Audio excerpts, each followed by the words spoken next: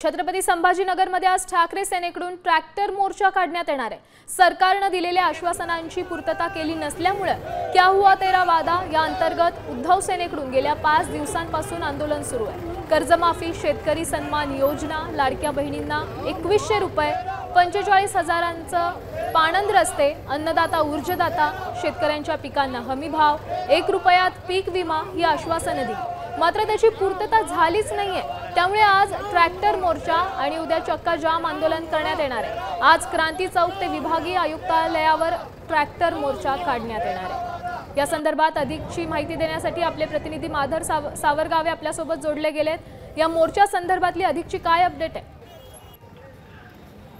विधान परिषदेचे विरोधी पक्षनेते अंबादास दानवे यांच्या नेतृत्वाखाली मोर्चाला सुरुवात झालेली आहे।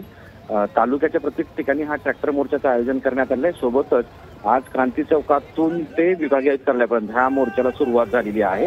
या मोर्चाचं नेतृत्व स्वतः विधान परिषदेचे विरोधी पक्षनेते अंबादास दानवे हे करतात, कारण निवडणुकीमध्ये सत्ताधारी सरकारने निवडणुकीमध्ये वेगवेगळी आश्वासन दिली होती, पण ती आश्वासनं पूर्ण केली नाहीत किंवा त्यासाठी कुठलीही कृती केली नाही असा आरोप शिवसेना उद्धव ठाकरे गटाच्या वतीने करण्यात आलेला आहे। तू सांगितल्याप्रमाणे 5 दिवसापासून आंदोलन सुरू आहे। आज 6वा दिवस आहे। आज 6व्या दिवशी ट्रॅक्टर आंदोलन आणि उद्या चक्का जाम असं आंदोलनाचं स्वरूप असणार आहे। या आंदोलनामध्ये शेतकरी ग्रामीण भागामधून सहभागी झाले, शिवसैनिक सुद्धा सहभागी झाले आहेत। नक्कीच धन्यवाद दिलेल्या या सविस्तर अपडेटसाठी।